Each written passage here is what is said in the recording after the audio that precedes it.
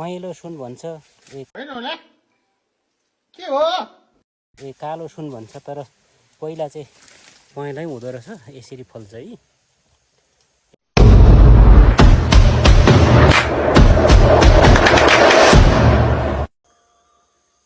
Hello, high सेवा, नमस्ते। हजुरहरूलाई सबैजनालाई स्वागत छ मेरो देव चामलिङ युट्युब भ्लगमा। आज चाहिँ हामी अलैँचीबारी खाने गोड्ने सबै कुरा गर्नलाई हामी झरेका छौँ जम्मै टिमै। र आजको हाम्रो काम गर्ने स्थान चाहिँ अलैँचीबारीमा हुनेछ। अलैँचीबारी यस्तो पहाडको अलैँचीबारी यस्तो देखिन्छ। तपाईहरु यति समस्यामा हुनुहुन्छ तराईतिर भने तराईको मौसमसँग साटासाट गर्नलाई हामी पनि सक्छौँ।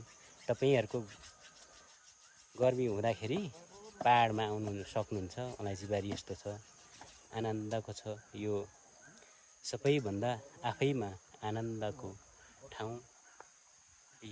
वातावरण यस्तो छ। हामी यही अलैँचीबारीमा आज काम गर्नेछौँ। र धेरै पछाडि तपाईहरुसँग यो च्यानलमा चाहिँ जोडिनलाई आएको छु म देव। आज हामी हाम्रो टिम सबैजना एकदम अलैँचीबारी गोडमेल गर्नलाई तयारी। साथीहरु कसै हतियार अर्जाप्ने एकदम रेडी पोजिसनमा छौं।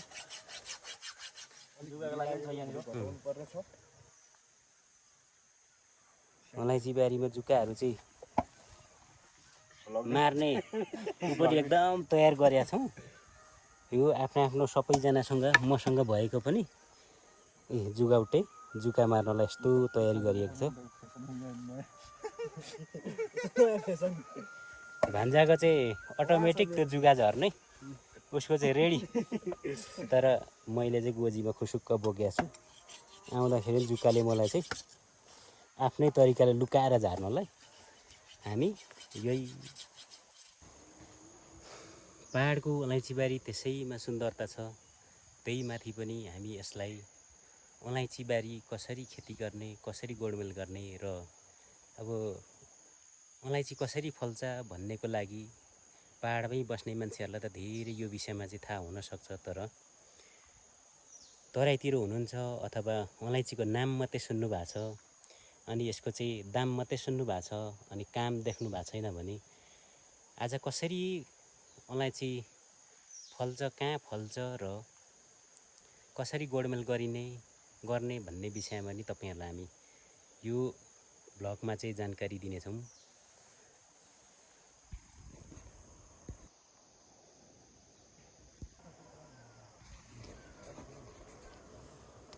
ठ्याक्क हामी काम गर्ने स्थानमा आइपुगेका छौँ।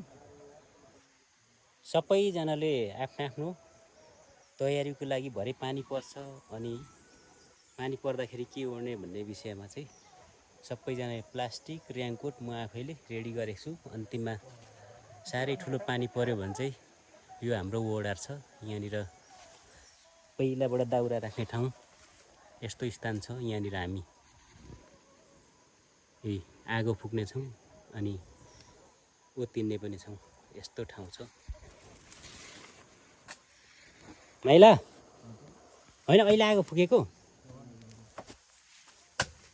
क्या पनि लास्टै खतरा छ फेरि माइलाको नि। होइन यो के खालको आगो फुकायो हो यो?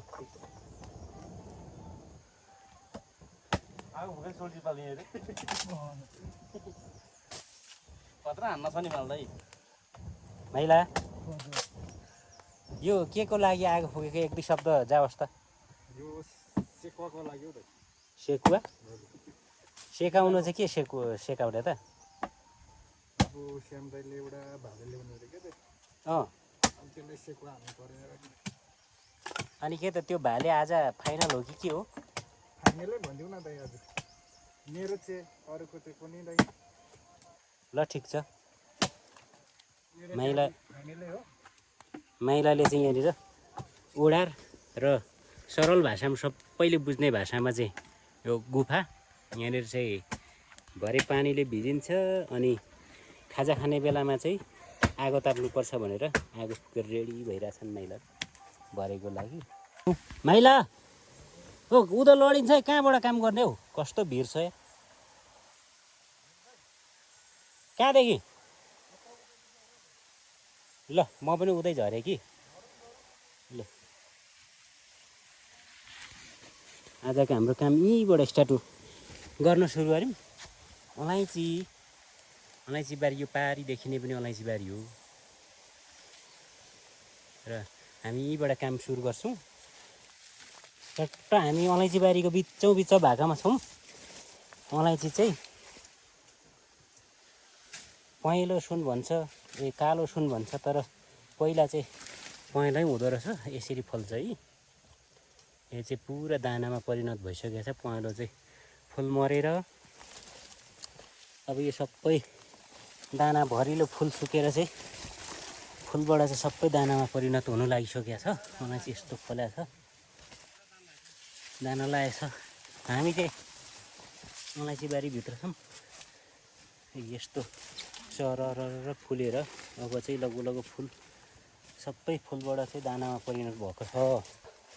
अलैँची चाहिँ यस्तोमा फल्छ। बोट यस्तो देख्नुभयो, बोट राम्रो छ यसचोटिको।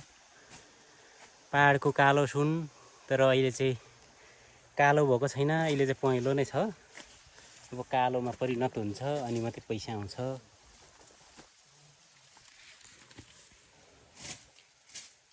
यो अलैँची भनेको सुन्नेहरूको लागि मात्रै, देख्नेको लागि त त्यति महत्त्वपूर्ण भिडियो नहुन सक्छ, तर अलैँची फल्छ अरे पाहाडमा भनेको सुन्नेहरूको लागि चाहिँ यो अलि महत्त्वपूर्ण पनि हुनसक्छ। अलैँची यसरी फल्छ। अहिले त फलेको मजाले देखाउन सकिएन, अहिले चाहिँ फुल मात्रै छ। अबको केही महिना पछाडि चाहिँ टिप्ने बेला पनि हुन्छ। ल ठ्याक्क यहाँसम्म आइपुग्यो फाँडेर, अनि आइपुगेर ठ्याक्क अघि हाम्रो माइलाले आगो फुकेको ठाउँमा आएर चाहिँ खाजा खानु सुरु गर्यो। पहिला हाम्रो आप्पा आमाले दाउरा राख्ने ओडारमा पानी साह्रै ठुलो परिरहेछ है। यत्रो ठुलो ठुलो अलैँचीको बोट भगाउने ठ्याक्क बाँध्यो भने पानी पुरै रोकिन्छ। यसको फाइदा त्यति छ। अलैँचीलाई चिल्लो चाल्लो बनाएर गोडेर यहाँसम्म हाल्यो, पानी पनि खायो, अन्तिम पनि भयो। आजको लागि हाम्रो छोराहरूलाई बिदा गर्ने समय पनि भयो। आजको भ्लग चाहिँ यहीँ अन्त्य पनि हुन्छ। अर्को कुरो चाहिँ तपाईँहरूले धेरै माया गरिदिनुहोस् यो च्यानललाई, देश चाल्ने भ्लगलाई, आउँदो भिडियोहरूलाई। आउनु भिडियोमा फेरि भेट्ने बाचा छ। यो पानी झरीबाटै बिदा बाई बाई।